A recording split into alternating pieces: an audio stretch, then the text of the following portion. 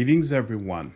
Hope all of you having an absolutely fantastic day. We're back again with more Pathfinder content. Before we get into it, let me just say, really appreciate everybody who has taken time out of their day to support me, look at the videos, like, subscribe, comment, give me feedback, whatever. We are up over 600 subscribers and steadily climbing. I am so happy with the progress that I'm seeing. I did not expect this at all when I started dropping videos for Pathfinder back in February. So to just see this consistent climb and to get all of the support from you all, I appreciate it so much. And I'm going to do everything in my power to keep giving you all the kind of content that you clearly want to see. Speaking of which, let's get into the build. This time, I'm feeling a little nostalgic. I really enjoyed the dialogue and the interactions you have in Kingmaker with the Aldori Swordlords. And that is a build option that's available here in the game. So I figured, why don't we dive into it and see if we can make something that I might use when the full game gets released. Let's go ahead and get started. So for our class, we're going to go under Fighter, and then we're going to be an Aldori Defender, because of course, from a role-playing standpoint, that just makes sense.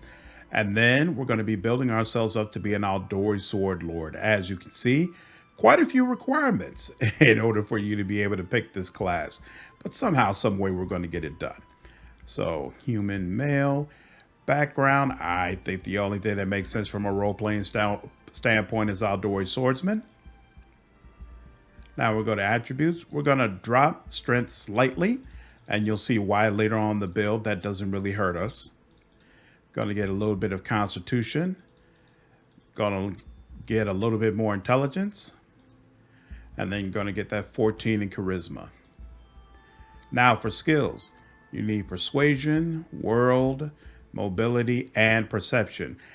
Now, to me, it's pretty clear that if you're trying to become an Aldori swordsman, this is, an Aldori Swordlord, this is the stat line you're going to use.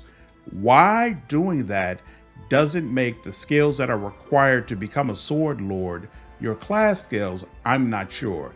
I might even submit that as a suggestion. Like, it's kind of weird that they basically force you to level up in skills that are not class skills if you want to go Aldori Defender, Aldori Swordsman as background into Aldori Swordlord. I don't think that makes sense. Anyway, moving right along. First feat is Weapon Finesse. This is going to allow you to use your Dexterity modifier instead of your Strength modifier for attack rolls, especially when you're using your dueling sword. Then we're going to get Weapon Focus Dueling Sword. And then for your next feat, we're going to get Aldori Dueling Mastery. This is going to give you a +2 bonus on initiative checks. It's going to give you a +2 shield bonus to your AC as long as you're single-handedly wielding a dueling sword. For deity, we're going to get Abadar. Alignment is Lawful Good. At level 2, go ahead and grab Combat Reflexes. This is going to increase the amount of attacks of opportunity you can do per round. And it's also going to allow you to make attacks of opportunity even when you're flat-footed, which makes sense for a duelist. For your level 3 feat, get Piranha Strike. It's going to give you a little bit more damage. And at level 3, you're also going to get Defensive Parry, which is going to give you a +1 bonus to AC against melee attacks anytime you make a full attack with a dueling sword. And this bonus increases over time. On level 4, increase Dexterity and continue to increase Dexterity while you level up. For your level 4 feat, go ahead and get Weapon Specialization, Dueling Sword. For your level 5 feat, get Dazzling Display. And for weapon training, get Heavy Blades. And now here for our 6th level, we can go into Aldori Swordlord.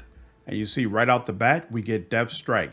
This allows you to use your Dexterity bonus on damage rolls as opposed to your Strength bonus. For your level 7 feat, go ahead and grab Hammer the Gap.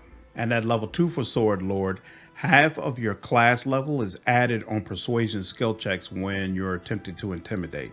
You also get a +1 bonus on persuasion skill checks made to intimidate when you've gotten certain feats for the dueling sword. A 3rd level Aldori Swordlord also gets defensive parry, and the defensive parry you get here stacks with the defensive parry you got as an Aldori Defender.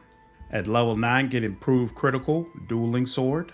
Once you've reached a 5th level Aldori Swordlord, He's going to attempt a persuasion skill check to intimidate and demoralize your target as a free action after he confirms a critical hit or succeeds at a disarm or sunder combat maneuver with a dueling sword. Because you get so many advantages from using a full attack, I really don't focus on combat maneuver. Instead, I say just go in, try to do a full attack as many times as possible, and hopefully you'll crit while doing it, and that will allow you to trigger this. For your level 11 feat, get critical focus. At level 13, get staggering critical. At level 15, get shattered defenses. Then at level 16, head back to Aldori Defender. And then at level 17, there's really no feats that I would say especially fit in with this build. So I go ahead and grab Blind Fight. All right, so now that we've chosen all the character levels, let's get into the mythic path options I recommend you take. Mind you, there's a bug in the game right now that doesn't allow me to respec my character and actually select a mythic path. So I can't directly show you that option, but I will show you the specific mythic abilities and mythic feats that I would select with this character. So at mythic level 1, I get Ever Ready. At mythic level 2, I'd go back into mythic ability and get mythic charge. At mythic level 3, I get leading strike. At mythic level 3, I get thundering blows. At mythic level 4, I get improved critical, dueling sword. At mythic level 5, I get leading strike. And then at mythic level 6, I take Piranha Strike, mythic. As far as what mythic path you should choose with this particular character, I would go Aeon, but I'll be honest, that's more so for role-playing purposes because this character is lawful good, and I feel like Aeon kind of fits along with being Aldori Swordlord. But from an actual combat perspective, as far as helping this build, the Aeon probably doesn't give you that much. I would recommend that at mythic level 5, you go ahead and take the Enforcing Gaze attack.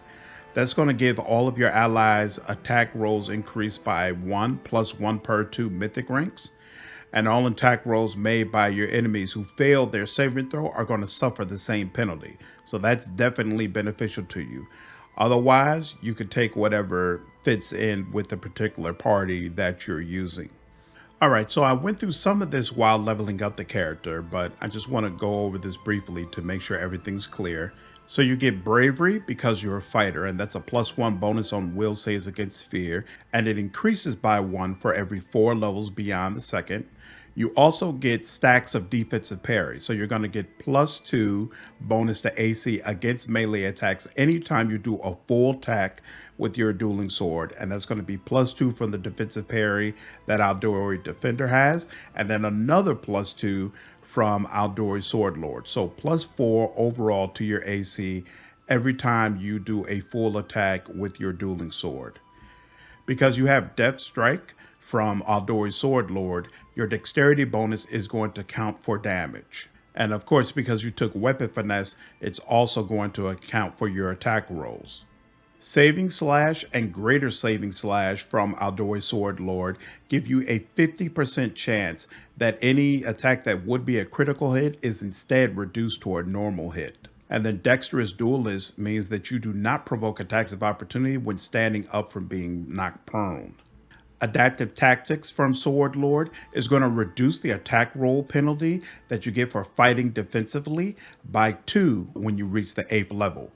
Also, when a creature attacks the Swordlord, you're going to attempt a perception check, and if successful, you're going to gain a +2 circumstance bonus on attack rolls and AC against that creature until the end of combat.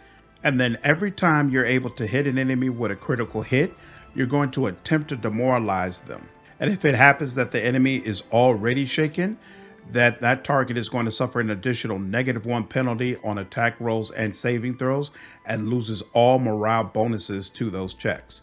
And then if you get to the 10th level of Aldori Swordlord, those penalties increase to a -2, and the target will also lose all insight and competence bonus to those checks. In addition, Shattered Defenses will ensure that any enemy you're going up against that's shaken or frightened by you is flat-footed to your attacks, making it even easier for you to take them out. And triggering that demoralization is why we took Improved Critical and Critical Focus along with getting the improved critical mythic for our dueling sword. And then to assist us with demoralizing these enemies, display weapon prowess allows us to take half the Aldori Swordlord class level on persuasion skill checks made to intimidate. You also get a +1 bonus on persuasion skill checks from weapon specialization and weapon focus and improved critical. And then finally, we took Ever Ready and combat reflexes to take advantage of the high dexterity bonus we have and ensure we're hitting enemies every time they try to run away or get past us to the back line. All of this together creates a character who is extremely defensive, punishes enemies for trying to attack him, and finds different ways to be able to attack enemies or debilitate them during a fight.